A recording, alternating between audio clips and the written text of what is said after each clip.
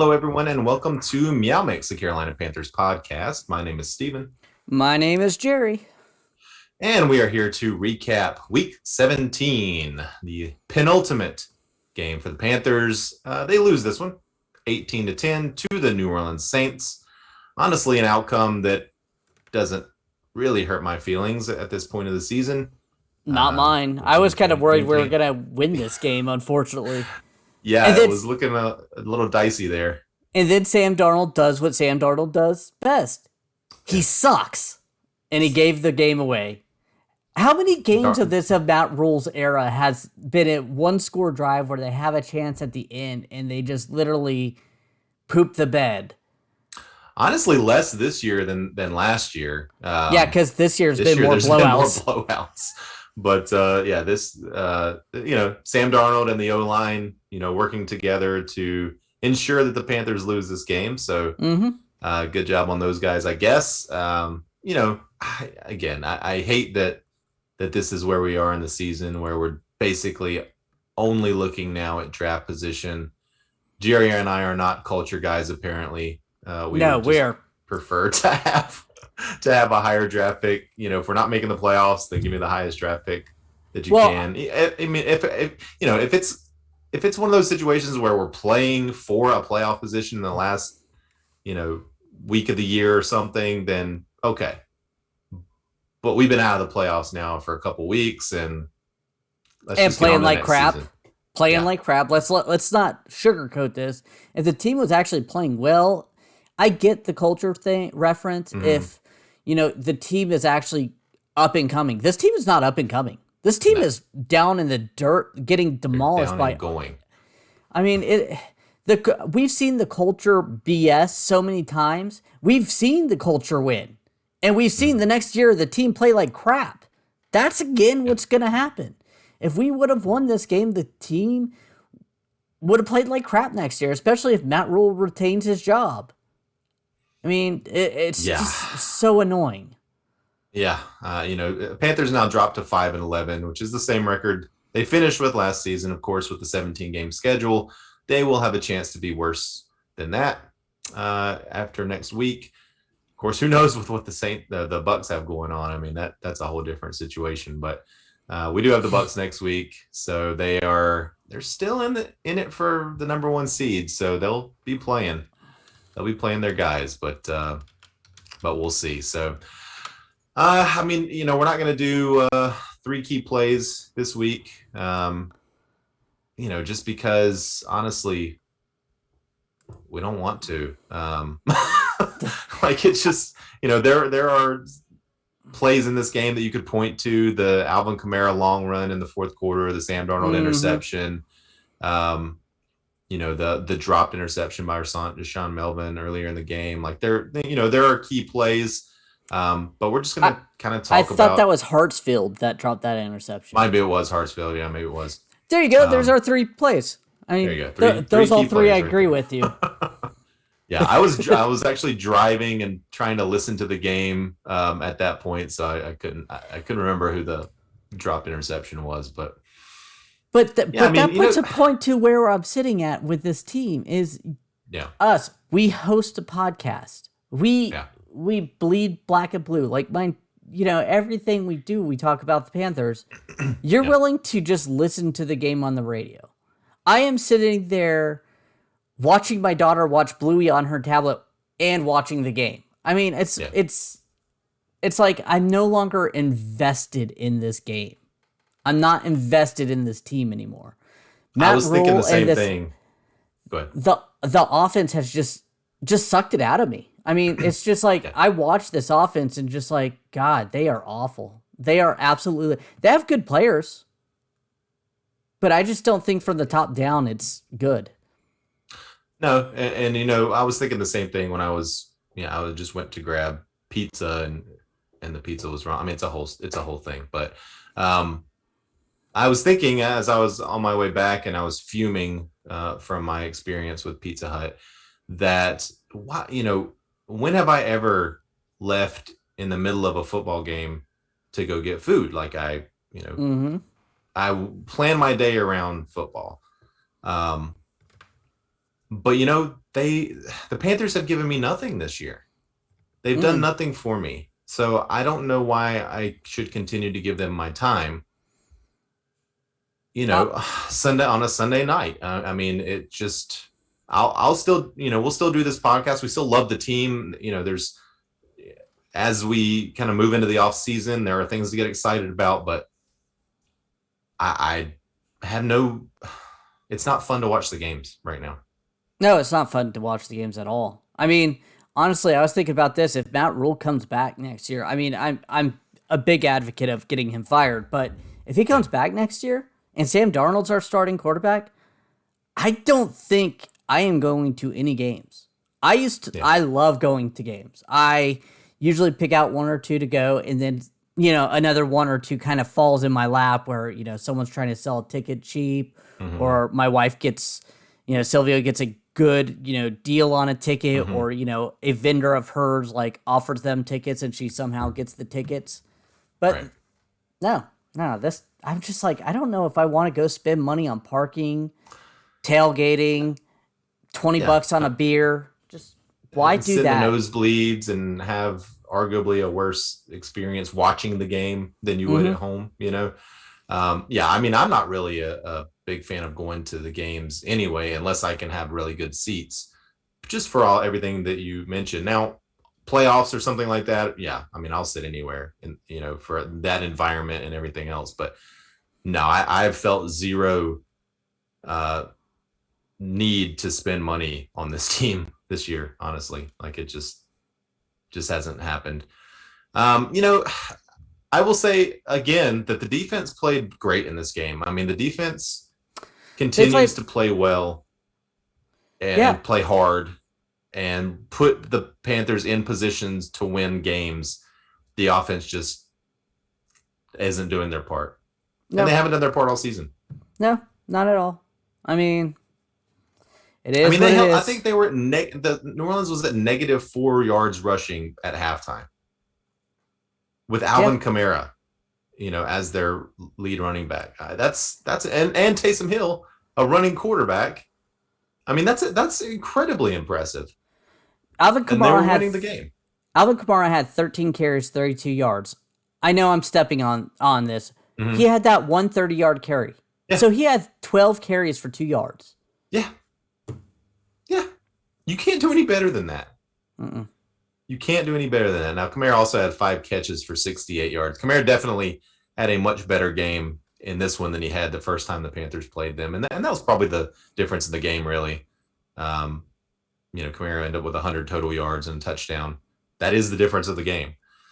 The Panthers, on the other hand, just couldn't get anything going really running, couldn't get anything going passing. And you and I were kind of talking a little bit before we started recording. It kind of it's the same pattern we've been seeing, certainly the last half of the season or so, but probably the whole season. We just weren't recognizing it, where the Panthers come out the first 15 plays or so, and they're clicking. Like, things look good. They're making good plays, and then we're talking about it on offense here. They're making good plays. They're going down the field. In this game, they scored twice before halftime. There are only 2 scores of the game.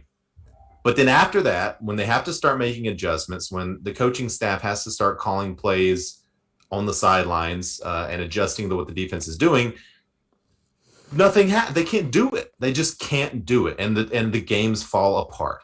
And that is what we have seen, and that's what we saw in this game. This game was a kind of a microcosm of the whole season. The defense keeps the team in the game until the fourth quarter or late third quarter, and then that's it. And it's over. And that's what happened. Yeah, Joe Person tweeted this out, and I want to read it out. First 2 drives, 132 net yards. Next 5 drives, 2 net yards. That is just what this team is. And overall, they only had 178 total yards. So if you take away those 2 first drives, that's 60 yards of total offense. Yeah. That's terrible, honestly. I don't care that we fired Joe Brady. You know what? This falls on the rest of the coaching staff. Why is the rest of the offensive group just sucks balls that bad? Well, yeah, they made some odd decisions in this game, and one of the ones that had me scratching my head was Sam Darnold started this game 9 for 9, and he was throwing the ball well. He was throwing the ball on target. Things were happening. He was getting the ball out fast, and again, this was probably during those first 15 plays or so. But the team was moving around, and they pull him. They pull him, and they bring in Cam. And I know it was just a run play, and it probably doesn't have anything to do with the outcome of this game. But why would you take a quarterback? That's the best Sam has played all season long. And you take him out of the game, you break the rhythm, you put him back in, and for one play. Cam had one play the whole game. It was a 5-yard run. Why would you do that? Why would this coaching staff do that? I don't understand it. I don't understand a lot of things this coaching staff does. So, and you're not bringing Cam in to throw the ball. That's obvious because Sam was 9 for 9. So you're not bringing Cam in to throw the ball. It's the most obvious play in the world is going to happen. Cam's going to run the ball. And that's it. That's all he had the whole game. You don't even put him in the red zone or something, where he's going to be more effective. He was like at the 40-something yard line. So I just don't. I was watching. I was like, what is this? What are they doing? Yeah, on first down, too. It wasn't even like a 3rd and short or anything, because I can get that. I can get a 3rd and 1. You put Cam in because you're going to run the ball. Everybody knows you're going to run the ball at that time, and it kind of, you gives a little bit of extra weapon. But a 1st and 10, it just, it blew my mind. I didn't mind it that much, but it definitely wasn't necessary. It goes back to this coaching staff is over their head. Yeah, I do feel like Matt Rhule, he just had to play 2 quarterbacks in this game. Mm-hmm. He just had to do it. He had to keep the streak alive. It just didn't make any sense. That's all. I like to see Cam in there. I'm glad that he got something. But it just, I don't know. You even pulling Sam out for one play, it has to break the rhythm. I mean, and he was playing well. Again, I don't think Sam's a good quarterback, and pulling him out of the game did not make him play poorly after that. He was going to play poorly. He played poorly pretty much the rest of the game. But it was just a weird thing. I want to talk about Chuba Hubbard a little bit. Yeah. I don't think Chuba Hubbard is good. He had 20 touches in this game, which we've been begging for. We've been begging for Chuba to have a lot of touches so we can see what he is, right? 17 carries, 55 yards, and a touchdown. 3 receptions for 13 yards. The touchdown was a nice 21-yard run. It counts. You have to leave it in there. But if you take it away, then he has 19 touches for 47 yards. That's not good. Right? It's not good. It's not good. And I agree. I don't think Chuba Hubbard has been playing well. But I also see Chuba Hubbard getting the ball and getting hit 2 yards behind the line of scrimmage. And he can't break all those tackles. And the Saints have the 5th best run defense in the league. It's not like he was going against the worst. I agree. Right. I think I would like to see more of Chuba Hubbard, and I am not sold on him being a quality backup at this point.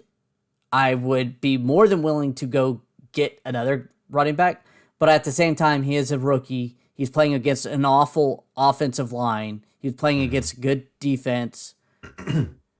And this is the thing that he keeps doing for me is he shows glimpses, that 21-yard run. I'll see him break 3 tackles and get a 5-yard run, and I'm like, well, if he didn't get the, hit 3-4 yards back in the backfield, that could have been a 10-yard run. He's still got another 10-yard run. I see glimpses. I understand where you're coming from. I just don't think I'm ready to write him off his rookie season. Yeah, and I'm not saying that I'm ready to write him off, but I'm not encouraged by what I've seen. And yes, he will occasionally make a really nice play, but more often than not, he's getting knocked down by the first person that gets to him, which because of this O-line is often in the backfield. Mm-hmm. He doesn't seem to me to be a guy that's going to make a lot of people miss. So he's going to have space in order to do what he needs to do. He's not getting a lot of space on this team, unfortunately. It was nice to see Chuba get 20 carries or 20 touches, and I hope he gets that again next week, just so we can continue to kind of see what he does. But I wasn't, a lot of people were tweeting at me after the touchdown. Oh, you spoke too soon, blah, blah, blah. Okay, well, he did nothing after that. He did literally nothing after that. So I didn't speak too soon. I'm perfectly fine with what I said, and I stick to it. So the offensive line, however, certainly awful in this game. 7 sacks for the Saints in this game. They have a good pass rush. We mentioned that before, but they do have a good pass rush. 7 sacks, man. 7 sacks is... Oh, absolutely. I personally feel Cam Jordan owes John Miller a steak dinner because I think he hit some escalators in his contract just from this game beating him so badly. So I know I saw the ones. I think John like Miller. 3 of them were on John Miller. I think what they kept doing is rushing an outside linebacker or a corner towards Taylor Moton. So Taylor Moton would have to take the outside guy, and Cam Jordan could just take John Miller's lunch. Now I can't say 100% because I want to see more of that. Because I know Cam Jordan was on the right side pretty much the whole game. I thought that Brady Christensen looked okay. There was a couple of times that he kind of whiffed on some guys, and there was one in particular, I think, that it was a sack. But I want to look at him a little bit more too. It seemed like every time I saw Sam go down, though, it was not from the left side.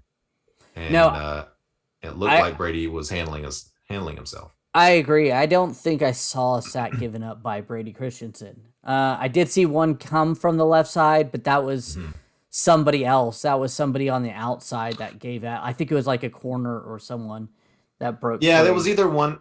I think that might be the one I'm thinking of, where it was either Brady or Amir Abdullah that was supposed to pick it up, and they didn't. Yeah. So that might not even be on Brady. Either way, I think he has proven that he should have been the starter here. Long ago. Maybe not week 1, but certainly about midway through the season on. And definitely when Cam Irving was out and they were starting Dennis Daly and Trent Scott and some of these other losers at left tackle. It should have been Brady Christensen. So well done to you. I don't know, man. I mean, the Panthers had 2 sacks of their own, Jeremy Chin and Derek Brown. 2 really nice sacks, honestly. Like those guys looked like they were shot out of cannons. Again, the defense played well. They weren't awesome. They weren't lights out, but I mean, they played well enough to win. Again, it's just that they got tired towards the end. They gave up some points, which this is the NFL, and that's the end. I mean, I think the past 10, 11 games, I think the Panthers are averaging 10 points a game. Something bad. I mean, I don't even know where they're sitting at. Certainly, I mean, if you're looking at the last 5 games, 10 against the Dolphins, 21 against the Falcons, 14 against the Bills, 6 against the Bucks, 10 against the Saints. So maybe a little more than 10, but not much. It's pretty close. Yeah, it's maybe like 11 or 12. It's not much. The Falcons game bumps it up a little bit, but all losses, by the way. 6 losses now in a row. And what is it? 11 out of 13? 11 out of 13. We keep bumping that number up. We keep bumping that number. Oh, man. Do you know Jeremy Chin only has 2 sacks in his career? Feels like he should have more than that. Yeah, that is kind of surprising because he did play a lot of linebacker last year, and Jeremy Chin had a good game. Again, the defense had some good players, had some good games. Frankie Louvu had a good game. Shaq Thompson had 2 tackles for losses. I didn't even recognize that, but that must have been on Alvin Kumar up the middle. Mm-hmm. Yeah. I mean, honestly, like I said, the defense played well enough to win by far. And they have almost every game in this season. There's only been a couple of games really that the Panthers defense just kind of crapped the bed and there was no shot at all. But this was easily a winnable game. And like you said earlier, I thought we might pull it out. No. Which would not have made me happy. No. And thankfully, we have Sam Darnold and Matt Rhule, so we are good. Close games are where those two suck at. Have you looked really hard at the box score? I have been, yes. Okay. Because I was going to quiz you and see who you thought led the Panthers in receiving yards in this game. Oh, it was Ian Thomas. I already looked at that. That was... Yeah. But if you didn't look at it, would you have had any idea who led the team in receiving yards in this game? No, I was glad. Because I would not have guessed. I was glad I saw Terrace Marshall actually out running routes. Yeah, he did some things. He caught 2 8-yard passes. And one was really impressive. Yeah. I mean, Ian Thomas 3 for 33, Amir Abdullah 4 for 31, DJ Moore 3 for 29, Terrace Marshall 2 for 16, Chuba 3 for 13, Robbie Anderson 2 for 10, and that's all they're receiving for the Panthers. So, and I love DJ, but he had a bad game. Not only that, Sam Darnold, if he could have thrown DJ in rhythm, there would have been a touchdown. He just threw it behind him, and the linebacker got a hand on it and held DJ's hand like he was going to prom. But DJ had one egregious drop. Oh, absolutely! You can't drop that. That was a really nice pass, and I think it would have been a first down. It would have at least been third and short, close. or 1 or 2 yards. But yeah, I mean, it's. I want to say it's hard to evaluate Darnold and Cam, the running backs, because of this offensive line. And honestly, it does certainly play a part in how bad the quarterbacks have played. But I don't think Sam Darnold is good. I mean, Sam Darnold has been bad with multiple teams now. Cam, I mean, we've talked about Cam, but his shoulder issues and, everything else, I just don't think Cam is a full 17-game starter in this league anymore. So I do think that we can evaluate Sam Darnold for sure. Just based on some of the decisions that he makes and the throws he makes when he does have time, we've seen what we need to see. Yeah, I personally never wanted him here. I was hoping that we would not get him here. I didn't like him coming out of college. He was too up and down and never really won at college. You've been on that since he came out, for sure. Look, I have a strong belief that if you can't win at college, you won't win in the NFL. Now, there's been a few times where I've been wrong. Joe Flacco was a big person I hated coming out of college, and he won a Super Bowl. I mean, yeah, he struggled, but he still won a Super Bowl. Herbert's another one that is proving me wrong right now. Yeah, Herbert, that was a miss on Herbert. Yeah, Joe Flacco, I don't think anybody would argue and say Joe Flacco is one of the top 50 quarterbacks of all time, even. I wouldn't say. Fun question. I know you. Now, Joe Flacco went to Pittsburgh, but got benched instead of this starting quarterback. And then he had to go to Delaware, and he was drafted out of Delaware. Who was the quarterback at Pittsburgh that he was benched for? He started in the NFL a game or two. I don't know. Who? Tyler Palko. Oh my God, that's a name I haven't heard in a long time. So now you see why I was like, when he got drafted in the first round, I was like, dude, this guy couldn't beat Tyler Palko. Why is he? Yeah, I mean, Joe Flacco has some okay years. He made a lot of money. Hats off to him. Sure. I don't know, man. Is there anything else you want to talk about here with the Panthers? I feel like we've kind of gone over. I'm glad the Panthers lost. They are now jumped over Seattle, or the Jets pick, and are now drafting 6. So we are the only current 5-11 team. Houston, the Jets, and the Giants are above us at 4-12. So we need one of those to lose, and us. Well, Houston and the Jets, we have the tiebreaker over them. So we need the Giants to win next week. Who do they play? The Giants play Washington next week. That is definitely a winnable game for them. It is a winnable game. 6-10. So let's see. I mean, I don't know how the tiebreaker really works. I don't know if it's strength of schedule or conference. Yeah, I don't know what it is, but the Jets play the Bills and the Texans play the Titans, so they're probably not going to win those games. So yeah, it's the Giants. If the Giants win, then we at least have a shot at the 5th pick. Either way, I mean, if even if we win next week, there's 3 teams that are 6-10. So at worst, we would be picking what, 8th, 9th? Right now, Washington is 6-10. All of those teams won. Yeah, so if all those teams won, that would be good. But if they all lost, we potentially could be drafting 9th or so, 10th. Yeah, I mean, so at worst, we got a top 10 pick. Obviously, we want the highest pick possible at this point. Again, there's nothing the Panthers gained from winning in the last week of the season, except for maybe Matt Rhule sleeps a little better that night, which honestly, I don't want to happen.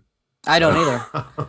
And if you haven't read it, Joe Person came out with a very good read from The Athletic about how Matt Rhule is, how the players don't respect him. It's kind of like they just don't really, they don't believe this process is working. And a lot of other NFL execs know that we're a laughingstock right now.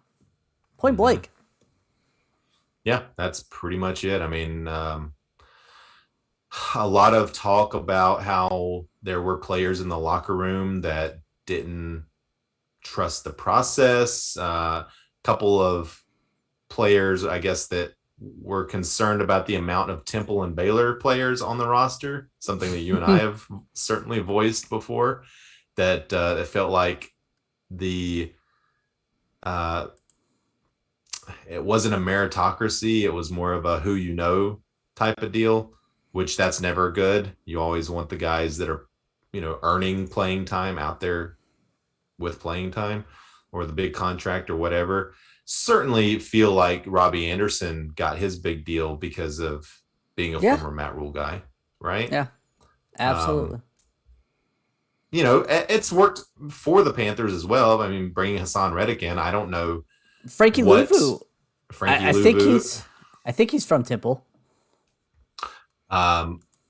So yeah, the Panther, there's been some positives, and honestly, Robbie Anderson was really good his first season. Like, you and I were perfectly fine with that contract when it happened. We kind of wished that they would have gone with DJ Moore instead if they were going to extend one, but nobody was upset that Robbie Anderson got that deal. Now maybe we're upset seeing how the season has played out and how bad Robbie Anderson has been. But yeah, I mean, that's the thing that we worried about with Matt Rhule, was that he's relying too much on the people that he knows. And he even said it. He even said it when he was talking about Joe Brady, how he would have liked to have brought in a guy that he knew to be his OC, but instead he went out on a limb and brought in this, guy that he didn't know, and obviously that didn't work out. Even though he pitched him in the hiring process? Right. Let me ask you this. Do you think Phil Snow, let's say that Matt Rhule gets fired at the end of the season. Mm-hmm.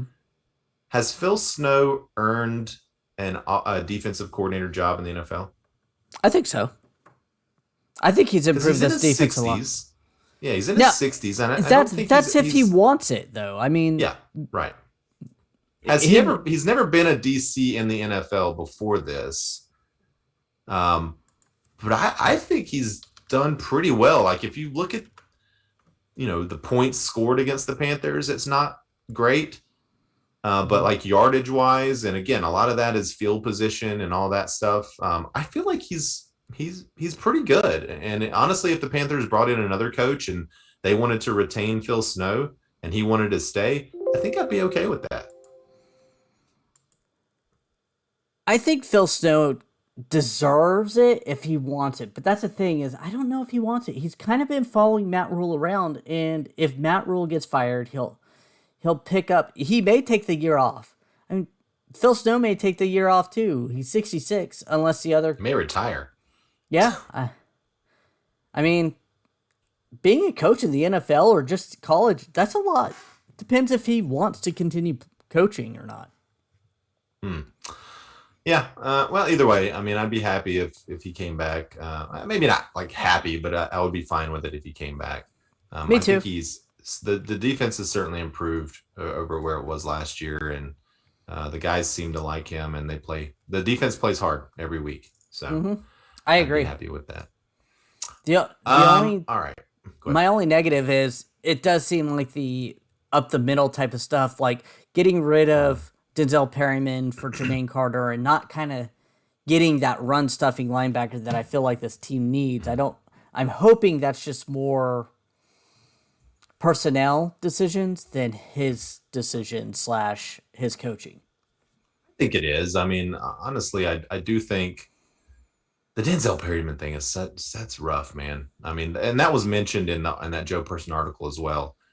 Basically, that it didn't seem Denzel Perryman was buying into the process, quote unquote, whatever that means. So, certainly within Matt Rhule's purview to get rid of a guy like that if he wanted to, but I don't think that aged well for Matt Rhule for sure. I mean, the guy made the Pro Bowl this year, and certainly would have been a huge difference in the middle of the defense where, like you said, we've had issues this year. So I don't know how many wins that translates to, but you never know. All right. Any other thoughts on this game in particular? Nothing. I'm just ready to do my heroes and zeros. Okay. So, go ahead. Who you got? My hero, I am going to go Frankie Louvu. He kind of stood out to me during the game. I don't remember. I think he had 3 tackles for losses. He was flying around there early. And on he a led lot the of team plays. in tackles, 9 total tackles. So I'm going to give it to Frankie Louvu. For a guy who came onto this roster and we both were like, who? Oh, he's a camp body. No, he wasn't. He's been a good playmaker. Jets? Ugh. Yeah. I mean, hats off. Yeah, he's a guy that both you and I loved in preseason. And I'm glad to see that he made the most of his opportunity here for sure. Yeah. I don't know, man. I don't know that I have a hero in this game. I guess I would choose someone from the defense. I'm going to can I give you mine then? My second one? You have 2 heroes. Well, I have 0 heroes, and you have 2 heroes in this game. Well, Go ahead. 2 guys who stood out to me that really I kind of... Derek Brown. There was a play on that first drive for New Orleans Saints where he came from the complete opposite side of the field, from the line, after a pass catch, and went and tracked down Alvin Kumar, I believe it was. It was like 30 yards, where a safety should have been the one making the tackle. Derek Brown chased him down. And then there was a few other plays where I saw him get tackles for losses, really breaking up Alvin Kamara's run game. So I'd give it to him too. Yeah, he and Chin were the 2 that I was sort of looking at.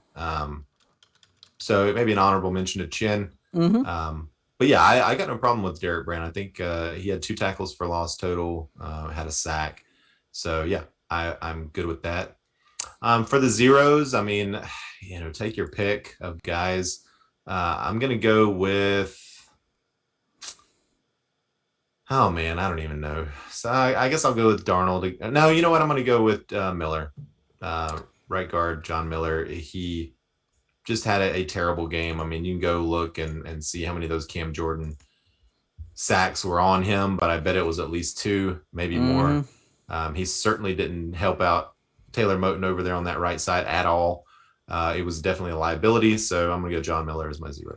Yeah, that's who I was going to go with too, John Miller, or whoever was guarding Cam Jordan the most that gave up the most sacks. Because, like I said, if it was Taylor Moton, you deserve it. But I think what the Saints saw and developed from last game was that Taylor Moton could stop Cam Jordan, the guard could not. So they just kept tweaking it so Cam Jordan would come from the right side, but would face the guard or center. And Pat Elflein, I saw many times where the pressure came straight up the middle again. So he could have been up there honestly, too. You could give the 0 to the whole offensive line. 7 sacks. That's not an accident. That's you unfreezed. Hey, nobody's watching anymore though. Club 37 is. Club 37. Yeah. What's up, guys? The 3 of at the 35-minute mark. Oh man. Well, did you see that Antonio Brown seemed to retire at halftime of the Bucs? I watched game? That. I watched that kind of live. So we're gonna do. Once we did Heroes and Zeros, we're gonna go ahead and look at the other NFC South games, mostly because we want to talk about this Antonio Brown thing. Yeah. That I remember I was watching Red Zone, and I was like, because I was watching the Cincy game, and with my daughter, so it's like most attention towards Bluey, but Red Zone and Cincy game, and I was like, did I just see Antonio Brown take off his pads and chuck it into the field? And I was like, did he get kicked out of the game? And then halftime hit at the Cincinnati game, and they were talking about it. I was like, oh my goodness, he literally just supposedly Tampa Bay was in the red zone on 3rd down when he did that.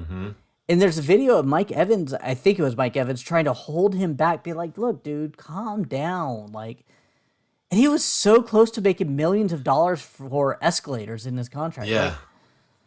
So weird. And I was kind of looking a little bit. I haven't seen any more about it, but Bruce Arians said after the game that he was basically trying to get Antonio Brown to go into the game, and he was refusing. And so he told him to get off the field, essentially, and he got off the field. All right. so strange. It reminded me of, remember a few years ago when Vontae Davis for the Bills basically quit at halftime? But that wasn't right before halftime. But you got to give Antonio Brown credit. He did it in Antonio Brown way of in the middle of a play game, ripping off his jersey, ripping off his undershirt, walking across the field, just trying to pump up the Jets crowd. What, dude? His career's over, right? Yeah, nobody's. He was barely on a team through the grace of Tom Brady, who for some reason loves the guy and fights because he's such a talent. The guy live with him. He's such a talent. He's such a talent that Tom Brady was like, dude, just chill out. I really hope he gets the mental health that he deserves. Yeah, because I got a bad feeling about him. Yeah, I have a feeling. I don't want to see this, but I have a feeling 5 years from now we're gonna hear a bad story about him. I hope he gets the help that he needs, because he needs help mentally, and that's. Just from an outsider person, you could tell he needs it. Yeah, I don't think anyone would disagree with you on that. That's obvious. All right, Bills beat the Falcons 29-15, and the Bucs did win that game. They beat the Jets 28-24. So the Bucs are now 12-4. I believe their over/under before the season was 11.5. So anybody that took the over on that, which was kind of a gimme over. Yeah. They've won money. And the Jets are now 4-12. So, continuing to be one of the worst teams in the league. And they were winning that game for a little while. They looked, honestly, before it was right before that Antonio Brown left, they were up. And after that, they scored the touchdown. And then they kind of they took off from there, and they did what they did. Yeah. So just kind of looking real quick at the playoffs for the NFC. New Orleans is still alive. They're in 8th place right now, so they're 1 game behind San Francisco and Philly.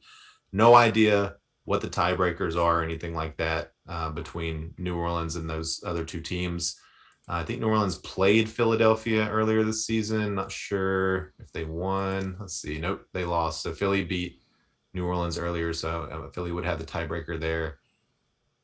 They did not play San Francisco, so not sure how that tiebreaker would work out if it was San Fran and New Orleans. But obviously, New Orleans has not been eliminated, so they are still alive.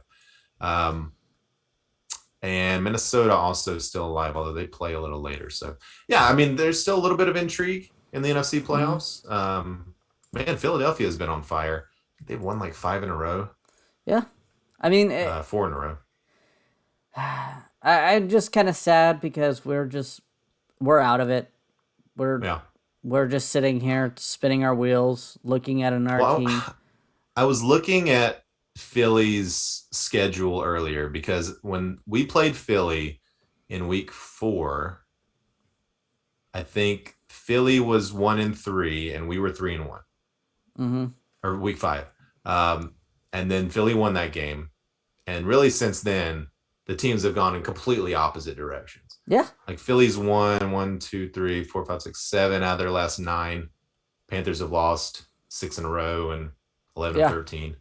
So completely different trajectories for both of those teams. And, you know, that's what you want. That's what you want to see, especially I think they've got a first-year head coach.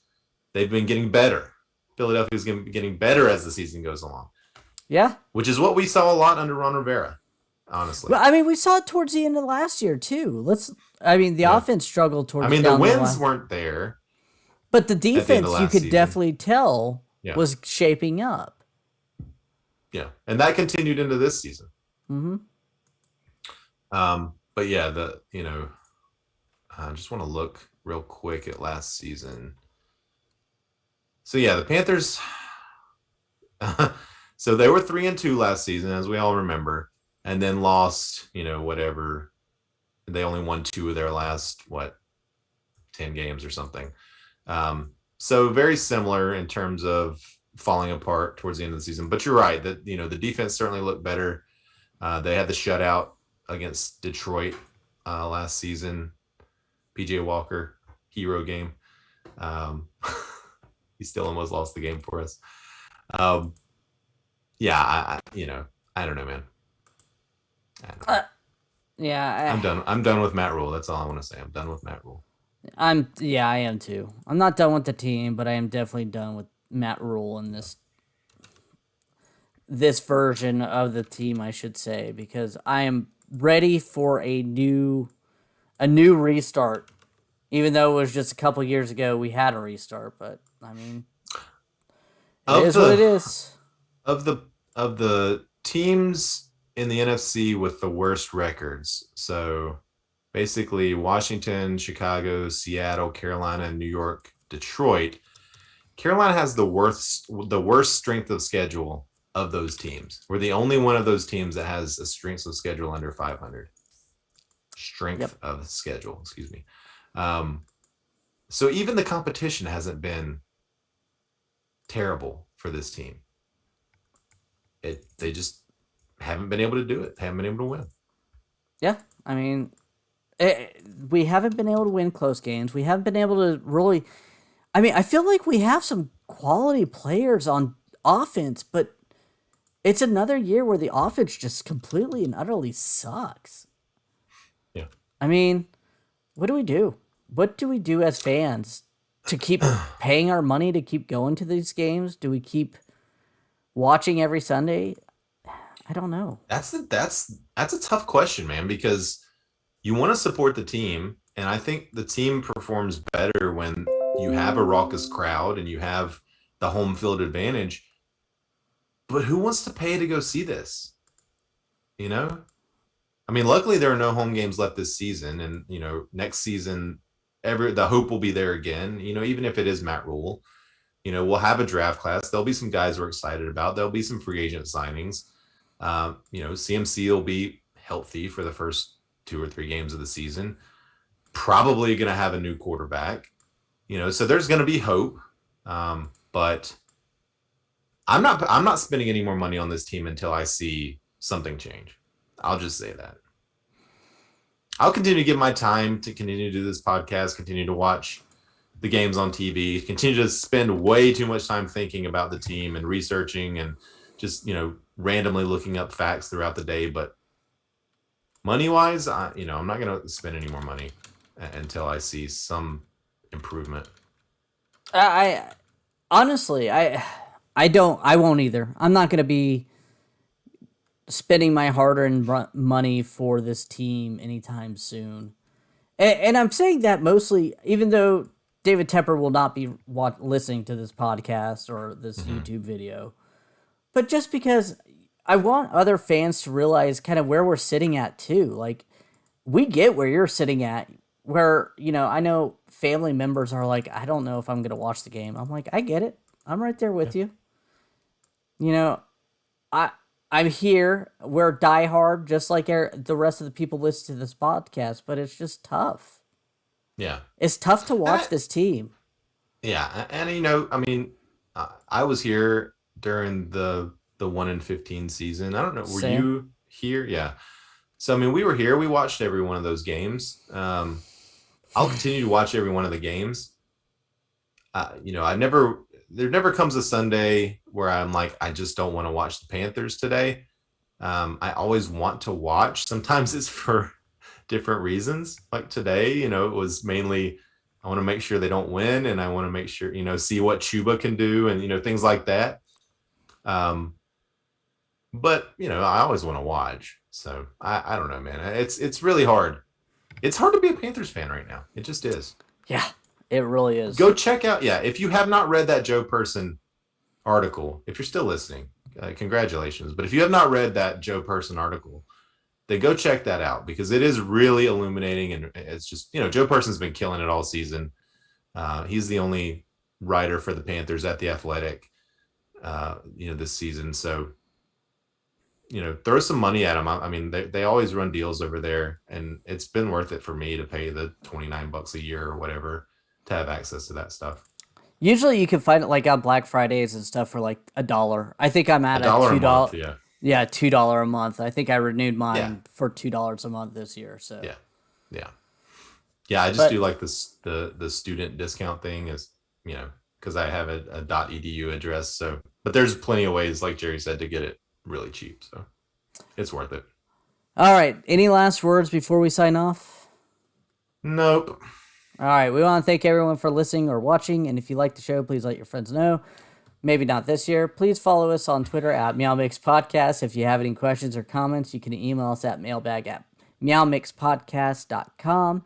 And if you leave us a 5-star review with a comment on Apple Podcasts, we'll read it on our show. I said shoe. Please like Please like and subscribe on YouTube. Yes, watch out for the MeowMix edition Nikes coming out very soon to you. We'll be back sometime later this week to preview the final game of the season. And we'll talk about doing some fun stuff too. And then we'll find out where we're drafting. We'll start looking at draft profiles. I'm honestly looking forward to that. I know Neil, left tackle out of Alabama, will not be where we're picking at. It looks like he's going top 2 or 3. So I keep getting messages there's about some him. Interesting guys. Yeah, I've seen a center, Ludlum or something. I can't remember I've seen his him. name, but he's been a guy that a lot of people are focusing on, and that's a position of need for sure. But yeah, we'll do a podcast where we kind of recap the season, do some awards, stuff like that. So that's always fun. But until then, everyone, stay safe out there and keep pounding. Wow.